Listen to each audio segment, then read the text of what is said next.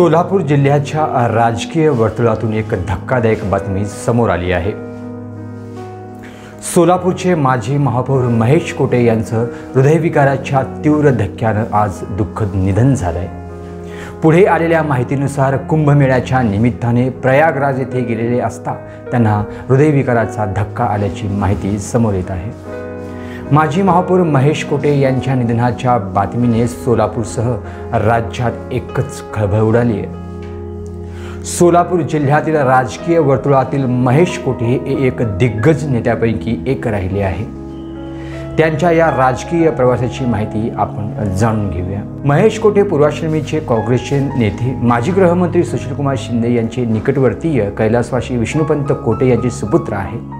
मात्र 2024च्या विधानसभेचे आधी महेश कोटे यांनी शिवसेनेकडून उमेदवारी मिळवत मध्य विधानसभा निवडणुकीत प्रणिती शिंदे यांच्या विरोधात निवडणूक लढवली होती। मात्र या निवडणुकीत त्यांचा पराभव झाला। 2017च्या सोलापूर महानगरपालिका निवडणुकीत कोटे यांच्यामुळे शिवसेनेला चांगले यश प्राप्त झाले। यात 22 नगरसेवक निवडून आल्याने प्रमुख विरोधी पक्ष म्हणून शिवसेना सोलापूर पालिकेत यापैकी 7 नगरसेवक हे कोटे यांच्या परिवाराशी निगडीत होते। यात मुलगा, पुतण्या, बहीण हेही समावेश आहे। यावेळी महेश कोटे यांची निवड विरोधी पक्षनेतेपदी करण्यात आली होती। दरम्यान 2019च्या विधानसभा निवडणुकीत महेश कोटे यांचं शिवसेनेने तिकीट कापलं। त्यामुळे पक्षांसोबत बंडखोरी करत महेश कोटे यांनी अपक्ष निवडणूक लढवली होती। मात्र त्यात ते अपयशी झाले। आमदार होण्यासाठी इच्छा पूर्ण न झाल्याने आता महेश कोटे राष्ट्रवादीत प्रवेश करू पाहत होते।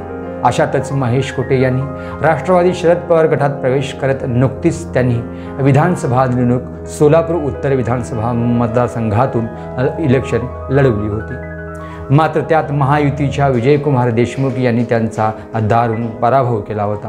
सोलापूरचे सर्वात तरुण महापौर म्हणून त्यांची ओळख होती। दरम्यान सोलापूरचे माजी महापौर महेश कोटे यांचं आज वयाच्या 95व्या वर्षी दुःखद निधन झाल्यानं सोलापूरमध्ये हळहळ व्यक्त केली जात आहे। महेश कोटे यांनी यंदाच्या विधानसभेत सोलापूर उत्तर विधानसभा मतदारसंघातून निवडणूक लढवली होती। मात्र यात त्यांचा पराभव स्वीकारावा लागला। महेश कोटे यांचं सोलापूर शहराच्या राजकारणात मोठे प्राबल्य होतं। सोलापूर महापालिकेचे महापौर, विरोधी पक्षनेते, सभागृह नेते अशा विविध जबाबदारी त्यांनी पार पाडल्या आहेत। तर काँग्रेस, शिवसेना, राष्ट्रवादी, शरद पवार गट अशा विविध पक्षात महेश कोटे यांचा प्रवास राहिला आहे।